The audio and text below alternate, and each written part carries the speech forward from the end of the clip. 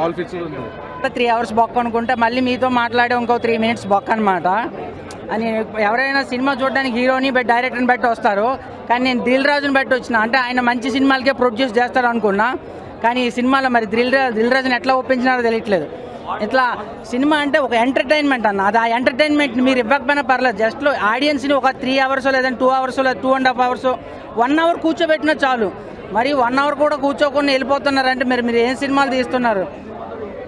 అస్సలు ఆ సినిమాలో ఒక హైలైట్ సీన్ అంటే అసలు హైలైట్ సీన్ చెప్పుకోవడానికి లేదు. హీరోకి ఇక్కడ హిమాలయ పర్వతాల పైన కూర్చొని లేదా ఎవరెస్ట్ పర్వతాల మీద పైన కూర్చొని టీ కావాలంటే హీరో డైరెక్టర్ ప్రొడ్యూసర్ అరేంజ్ చేసేస్తారేమో, లేదా ఈపిల్ టవర్ మీద కూర్చొని చాట్ తినాలంటే అది అరేంజ్ చేసేస్తారేమో. మాట్లాడితే హీరో ఏమో దేవుళ్ళక ఆ ప్రతి సీన్కి ఒక ప్రభాస్ కూడా ఇంతమంది 100 మందిని 1000 మందిని పెట్టలేదు విలన్స్ని. 1000 మంది విలన్స్ పెడితే ఏంది అసలు సినిమా ఎట్లా అసలు చూడడానికి ఇంట్రెస్ట్ రావాలి కదా ఫస్ట్ హాఫ్.